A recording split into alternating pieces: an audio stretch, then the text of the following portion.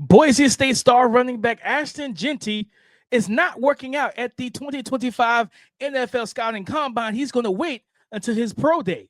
Red flag or no big deal? We're going to talk about this and more coming up next.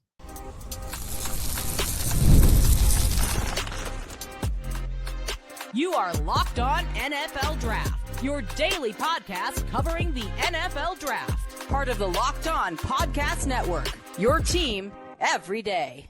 Welcome back to the Locked On NFL Draft Podcast, your daily podcast covering your favorite draft prospects, part of the Locked On Podcast Network, your team every day. I'm your boy, Damian Parsons. I am an offensive draft analyst over with Bleacher Report. That's my guy, Keith Sanchez. He is the director of scouting with the Draft Network and 2019 national champion with those LSU Tigers. Guys, thank you for tapping in with us each and every day, being our everydayers, man. We have a fun show to talk about. It's Combine week, guys, so we got a lot of Combine news to discuss. Ashton Jeanty skips the workout. He's waiting to his pro day. Red flag, or is that okay? What can the quarterbacks who are throwing at the Combine, what can they gain from it? And which RB prospects need to test well? Keith, the RB1 for most people, Ashton Jeanty, 5'9", 215 pounds. It was reported earlier this week that he is not going to work out at all. No field drills, no 40 time, nothing. He is going to wait until his pro day at Boise State. Keith, the question is, red flag or no big deal? Ooh, DP. So I rely on the saying that says those who can run will run, right? And so it puts me in position that if you have question marks, right, it doesn't get answered one way or the other with Ashton Jeanty, right? How fast is he? But it also brings about the question of why aren't you running, right? Because fast people have no problem telling you they're fast, right? If you ask a fast person if they fast, you know what they say?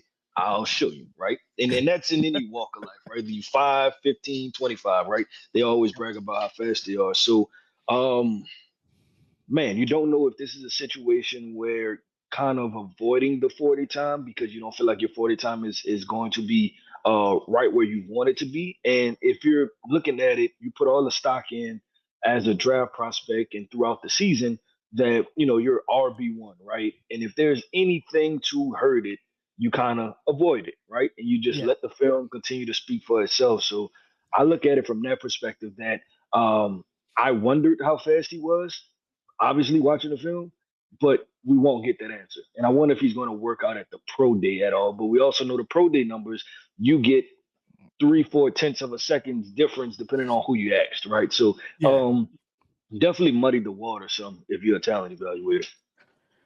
Keith, it's if they said the report was Ashton Jeanty's not going to run the 40, but he's going to do the field drills, I would say no big deal.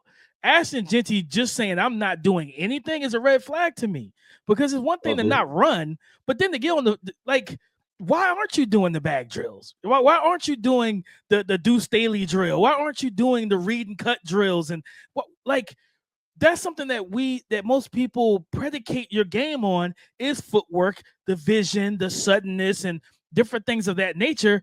Like, if anything, even if you don't run, at least go do the field drills and submit yourself. Also, they put the running backs through the pass catching drills, right? Mm-hmm. Running the flare route, running the flat route, just catching the ball and showcasing that you're a natural hands catcher and you can be utilized in that realm because in 2023, he was able to, like, they threw the ball to him a decent amount over at Boise State.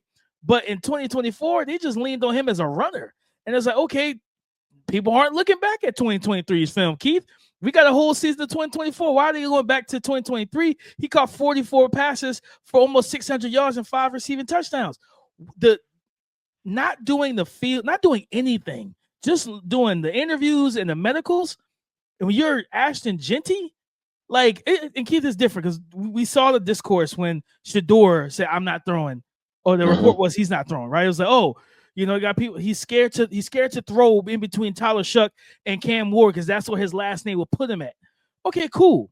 I guess that was the discussion, right? They said, oh, he don't want to throw because of the arm talent difference between him and those guys. Mind you, if you go to Well Off Media on YouTube, you'll see him throwing side by side with Cam Ward every day, all the time. So why would he be worried about that? Like, it's crazy. No, it doesn't make any sense. And for quarterbacks, I do give them a little bit more leeway because what's going to happen is if you throw an accurate pass, people are going to say you're accurate. Yep. If you don't hit the wide receiver, then people are going to say you're inaccurate. But so much goes down into timing and familiarity and how fast wide receivers are running, go routes and things like that. Like how you know a guy's not running 70%, he's gonna run 90%, right? Like Yeah. like all of those different factors go into it. But with the running back at the combine, when you control all of the different variables, right? Like it's there's nothing where you're really dependent on somebody else, right? Like you running a 40, it's running a 40. Throwing a pass from a quarterback to a wide receiver, you need the wide receiver to run a route and catch the football, right? In order for it to look like a completion. But you as a running back going through the Deuce Staley drills and things like that, that's dependent of anybody else, right? Like you can operate as an independent person. And so Yeah. I want to ask you this: like when you say it's a red flag, what concerns come about with that? It makes me wonder how confident he is in his movement skills, in those bag drills. I remember being there last year, right, Keith? Because of course, for people who don't know, I had a family situation. I couldn't be there this year. Blake Corum, Keith. There was a lot of people that did not think Blake Corum should have ran the 40 before he ran the 40. He ran the 4.51 or something like that. So he ran a very good time and everything. Great time. Yep. Yeah, people thought he was gonna be 4.6. Oh man, he's not gonna run fast. He busts out a 4.5, something like low 4.5s. So like, say less, like we're good. But then he went to the bag drills, and that's where you saw Blake Corum shine. The footwork, the cleanness of it. Like he was so clean going through the bag drills, and his footwork, it was so precise and cutting and moving. I think it was at one point it was him and maybe Marshawn Lloyd. I think it was. They were like side by side going through it at the same time. And it was like poetry in motion. Both of them were just smooth, coordinated, no hitting the bag. It was just high knees, clean footwork, just balanced. You're not doing anything as Ashton Jeanty. And we talked about the quarterbacks. It's different when, like, to me, I don't think Cam Ward has to throw if he doesn't want to throw. Cam Ward is a projected top 5 pick. How many times do projected top 5 quarterbacks throw at the combine? Most of them don't. You know what I mean? People go back to that C.J. Stroud and Anthony Richardson thing. I feel like that was an anomaly because most guys do not throw at the combine. They said, no, come to my university and see me in person, right? Where I can control the variables. You're a running back. You're not a top 5 projected pick. Like, there's no true landing spot for you in the top 15 without forcing it. So I feel like go out there and cement it. Plus, in this running back class, you just gave a leg up to the competition to close the gap. Well, yeah, because you're looking at the side of, I want to say, playing it safe in a sense, right? Like not doing any damage to my draft stock. But the other side of that is that if you get a Marion Hampton, if you get a Caleb Johnson, if you get Trevion Henderson, Quinshon Judkins, right? If any of these guys and run an impressive 4.4, people gonna go back to the film and say, hey, do we want this bigger body back, right? Who's played at a different level of competition, a higher level of competition. And while he may not have the same production you had over 1 year, maybe his upside is more than what you provide. So that's what you open the door for. That's what you open the door for criticism. But DP, the one position that will always be critiqued, right, is the quarterbacks. And we're going to talk about what could the quarterbacks gain from performing at the combine. We'll talk about that coming up next.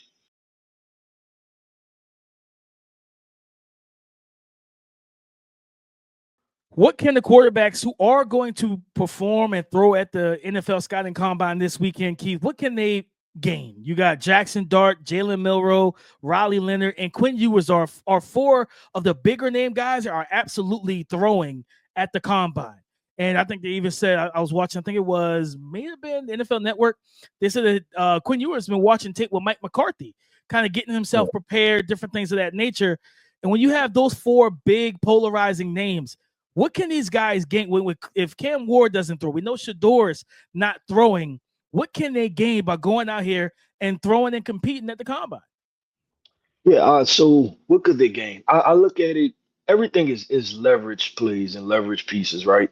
In the combine or performing at the combine, right? So if you're QB1, like you say the Bryce situation, right? Maybe not a lot to gain because he's already consensus 1. But you talk about C.J. Stroud and Anthony Richardson, they were performing at the combine because they felt as though they want to give themselves an opportunity to be number 1 pick. So it's not about so much of Shedeur Sanders or Cam Ward. Both of those guys are better for QB1, but I look at that second crop of guys when we talked about the Jalen Milroes, the Will Howards, the Tyler Yeah. Shoughs, the Quinn Ewers, right? Can you put yourself in QB3 conversation, but also is this a push for QB2, right? To where you perform well and you say, I have the bigger arm, or you get people to rethink the arm talent when they compare, let's say Shedeur Sanders to Will Howard, right? If Will Howard has a rocket on him that he hasn't been able to showcase, and then now people are looking at Shedeur Sanders from an arm talent perspective and saying, wait, does Will Howard have the big arm? Oh wait, Will Howard's the bigger athlete. Oh wait, Will Howard ran a 4.740. Is he Josh Yeah. Allen 2.0? You get all of those different conversations going when you're able to perform at the combine and perform well.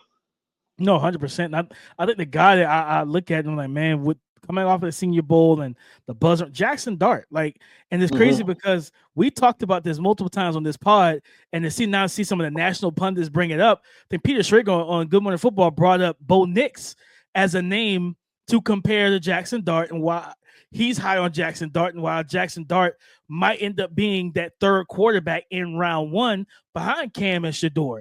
And I think that is a real, you put him in your mock at 7 to the New York Jets. I think there's a real chance that he could end up being a first round pick. Will we agree with the selection? Not necessarily in terms of do we have him graded as a first round pick? No, we don't have him graded there, but the talent and the things that teams buy into, they're there. He's mobile, he's strong, he's got a strong frame. He will run and he's tough and gritty, right? He'll John Elway you and helicopter his way into the end zone and don't care about his body and do whatever, he put his body on the line. And then he does have a good arm. So it's like those things are going to, I'm expecting to interview well, all that type of stuff. Those things are going to like draw certain coaching staffs and GMs and all that type of stuff closer to him. And I think that's the guy, if anybody has a chance to like battle or even raise a question for, like you said, like you brought up Will Howard, I think it's Jaxson Dart that probably has a chance for people to look at QB2 and say, okay, we got Shedeur Sanders, but Jaxson Dart killed the combine. He did all these different things well. The physical tools are different and so forth and so on. And I feel like people will then start to buy in on, well, I'd rather have him over Shedeur, where for me, I'm still rocking with Shedeur because the processing, the accuracy, the ball placement, those are things that are already there. It's already NFL level. You're not tricking me. I'm not going with that. Right? I'm still going with. I'm not getting that. But the other part too is that especially for this draft class, right? Because you look at Caleb Williams, Drake May, Jaden Daniels. We had Bo Nix, right, and Michael Penix. Michael Penix was probably the least familiar prospect of those 5-6 guys that went in the first round. This year, I think honestly, I think they know the name Cam Ward, but a lot of people are not, like, I'm talking about the casual fan, are not really familiar with his game. And so you work your way from Cam Ward to Jaxson Dart to, I think a lot of people are familiar with Jalen Milroe, obviously him being at Alabama, but Will Howard, Tyler Shough, nobody knows who he is at this point, right? Quinn Ewers is another popular name, but they're able to show what their talents are independent of the team. And I think what you're going to start to see is how do fan bases feel about these guys, right? Because right now, a lot of conversation will be obviously Jalen Milroe is the worst quarterback ever, right? Like that's what everybody's going to say. Look at the Michigan game, look at the Oklahoma game. I challenge people to look at the protection in both of those games. Look at the wide receivers drop the footballs in those games, right? And it's just different things. And I can make that situation for a lot of these quarterbacks, right? Like look at the different things. Look at the beautiful ball that Shedeur Sanders can throw if you stop paying attention to all the antics. So it's just and even Cam Ward, I think his arm talent is underrated. I think people are not drawing a comparison enough between him and Caleb Williams enough. Caleb might be at like a 99, but Cam Ward is at like a 92, right? And they play very similar as far as what they can do. And I think that's comparisons that people need to start drawing upon and looking at. But I would say this, that it's about those quarterbacks in the second and third tier elevating themselves through familiarity. No, 100%. And you brought up Caleb to Cam. I've been thinking about that myself because I'm like, when I watch Cam and you see that off-script playmaking ability, and you're like, so you know what I've seen this before. Yeah, but because you know, like every so often there's quarterbacks that come and change the game, right? And Mm-hmm. I think Patrick Mahomes was the first edition of that. And Yep. then, well, it kind of probably went Aaron Rodgers to Patrick Mahomes, right? And Patrick Mahomes took that to another level. And then from Patrick Mahomes, you have derivatives of that play style, right? Mm-hmm. And then that's Caleb Williams. And and I think you put Cam Ward in it, right? I Yeah, compare it 100%. to Yeah. basketball, right? Like Steph Curry came first. And then remember it was that era in college basketball where you had Buddy Hield and Trey Young launching 40 Yep. footers, right? And then, like everybody's trying to do that pull up from 50 and launch and shoot the Mhm. basketball. And I think it's the same thing that everybody sees the way Patrick Mahomes plays, and now you're starting to get derivatives into the NFL draft and NFL of what I like Patrick that. Mahomes does, and that's what you're seeing. I like that a lot. Yeah, it's typically me that's putting the basketball and NFL comps together, Keith. But Oh yeah, I that was broke it down. poetic. That I was got in my poetic. I like bag a that. little bit. I like that. That was poetic. Nah, but you're 100% right. I think that's why people have always compared, like, from football to basketball, they compared Pat Mahomes to Steph in terms of what their cultural impact on the game of, man, guys want to do what Pat Mahomes do. Guys want to do what Steph Mhm. Curry does. And it's like, listen, just don't get lost in that because they're one of one. They Don't one get offs, yeah. yeah, they're one of one. You, Don't get you lost in what shoot they do. yourself right off the team. You keep trying to Right do off that. the team, try to take them 40-footers. Like, don't start that, man. But So I with definitely think, quarterbacks, it's the no look pass. Yeah, you better look where you're throwing yo, it, ball. You better not keep doing them no listen, look passes. you are not Pat Mahomes. You are not Matthew Stafford. Don't go out here trying to no look pass across the middle because Fred Warner's taking it to the house doing stuff like that, man. So I think these quarterbacks like Tyler Shough and Dylan Gabriel, all these guys, this is a big opportunity for them to close the gap and then just separate from each other. Like right now, nobody has a true idea who QB3 is, Keith. That there's no consensus QB3. And it's No, like for the guys that's going to compete at the combine, that's what they can gain is to separate themselves. If somebody take a stranglehold over the QB3 spot, I haven't heard much about Will Howard throwing. I hope he does. You know what I mean? I know Tyler mhm. Shuck's going to throw I and think stuff like that. he is. I hope he throws. Me too. I think he should, right? And we should get some version of him because he didn't do the Senior Bowl, right? And I Yeah. think that maybe you thought because I think post championship game, maybe his representatives thought that his draft stock was just gonna go up, right? And it Mhm. kind of plateaued though, right? Like the Yeah. conversation Out started of sight, out of and then mind. it just got put out. And so I think that now I think I hope that he will come here and perform, or maybe he saves it all for his pro day, to where it's a much more controlled environment. You get to throw to Jeremiah Smith every other pass. I would seriously think about that I too. wouldn't be mad at him for that. I wouldn't be mad at him for that. I'll throw to him too. Nah, 100%. With DP, let's talk about the guys that tote the rock, man. Which running backs need to test well here at the 2025 NFL Combine? We're going to talk about that coming up next. When the game tips off, the NBA action is just getting started. And there's no better place to get in on said action than FanDuel, America's #1 sportsbook. With FanDuel, you can place live bets throughout the game. So even if you missed the opening tip off or you want to bet on a fourth quarter comeback, you can stay in the action.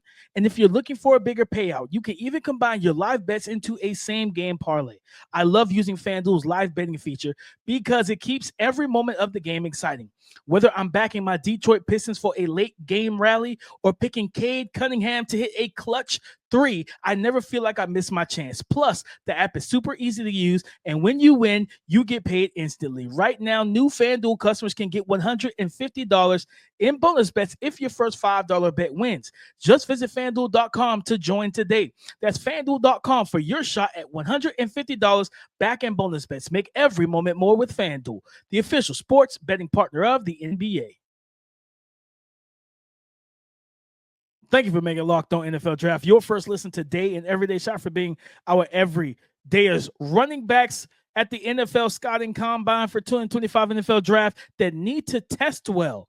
Keith, I go right to it. Ashton Jeanty not performing, just doing the medicals, just doing the interview. I think Caleb Johnson, the big 6'1", 6 foot, 220-pound running back from Iowa. I think he needs to this is how you cement yourself as a top 3 back and maybe even like push yourself back into the round one, because there's a lot of people that have been putting 3 running backs into round one. I don't see it per se, because I think it's just hard to find true landing spots for so many good defensive prospects in this class. And of course, the need that O-line for a lot of teams and stuff like that. But if you do it, like Caleb Johnson goes out here and busts a 4.46 or 4.48, Keith, I'd probably say book it that he might be back into the first round. You know, tape is good, footwork is good. He's going to check the measurables in terms of body type and run physicality and power. But if he runs fast, oh yeah, I think he like top of the second round, like that Chicago Bears pick, like at the top of the second round somewhere in there. That's probably the floor of where he might end up being drafted. Him and Amari Hampton. I think this is the opportunity. Ashton Jeanty not performing, it opened the door for y'all. If y'all go out here and handle business and test, especially Amarion come out there 220, 5'11", you know what I mean, looking like Nick Chubb, and he busts a 4.4 flat, 4.42. It's like, okay, we got to have a conversation. You know, like people then like I feel like we start the conversation on this pod. People gonna start picking it back. Like, okay, we gotta talk about it. Who's the true RB? Like, you know, I'm with that 100%. He runs a 4.4. I'm always like let's do it, right? Let's get a little controversy going, right?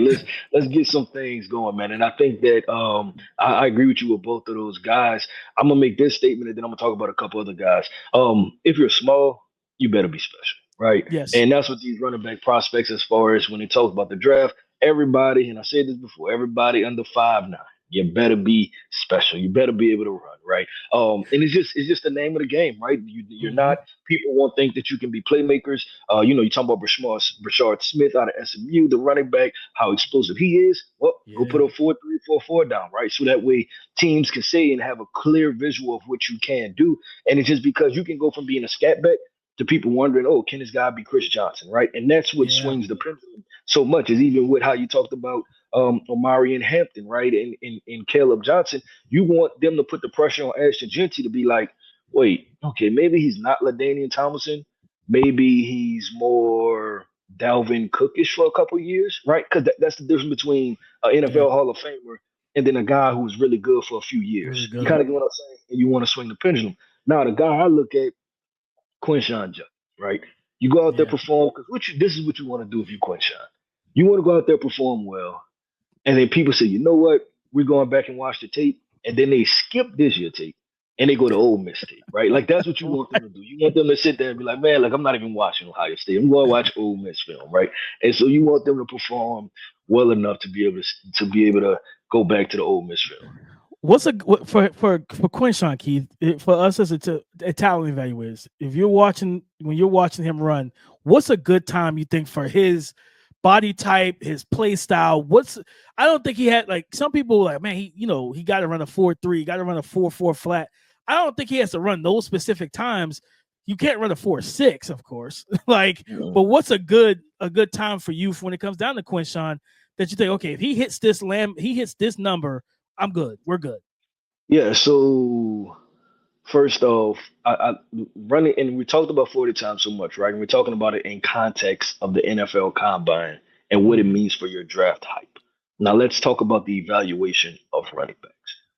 I don't weigh 40 times as the end all be all for running backs, right? Because you have lateral cuts, broken tackles, things like that. But I would say for Quinshawn, a good 40 time. I think if he's anywhere between 215 to 225, right, somewhere in that range. If he runs a 4.5 flat, you can bet stock up on him. And if he runs anything a 4.48, 4.49, he's about to put a lot of pressure on a lot of running backs in this class.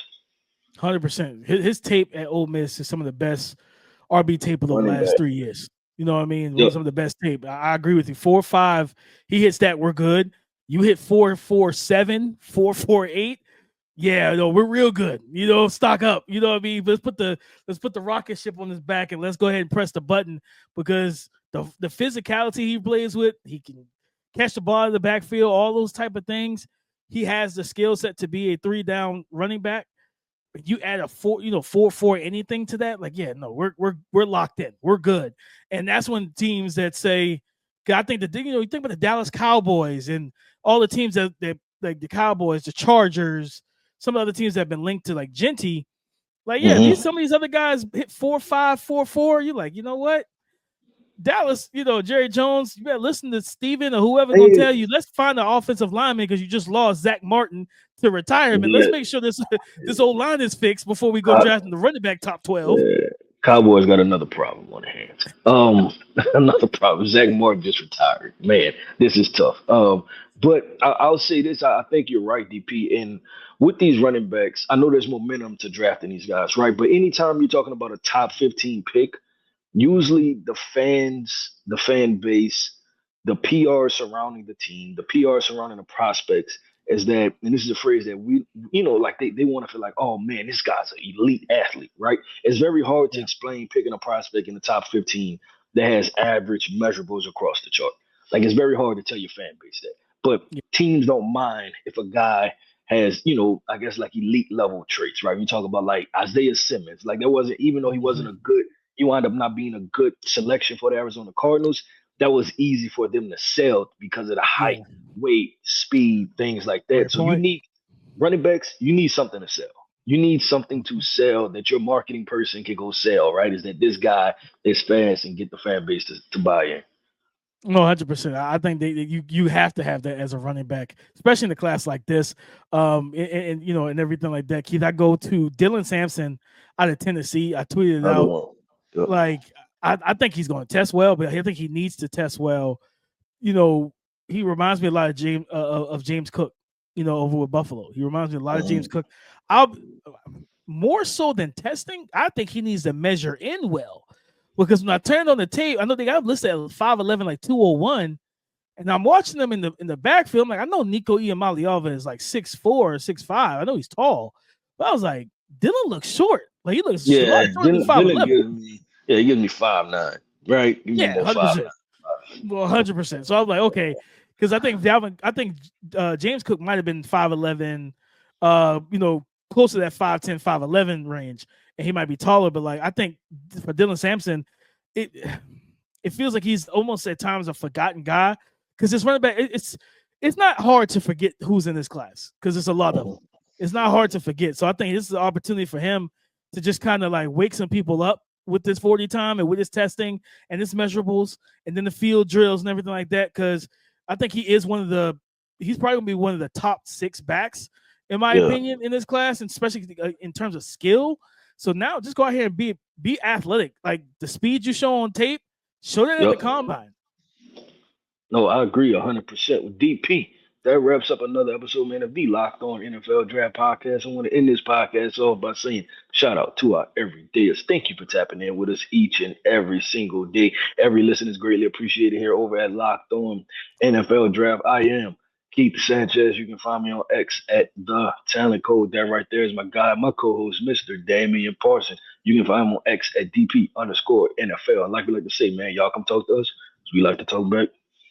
Go subscribe and follow for free on YouTube wherever you listen to podcasts to get the latest episode as soon as it is available. Guys, on tomorrow's show, tomorrow's Thursday, we kick off with the, I think, defensive backs or linebackers for the actual field drills. So we'll get into kind of previewing it. What guys you need to watch, who needs to stand out, those type of things. So come and join the conversation again tomorrow on the Locked On Podcast Network, your team every day.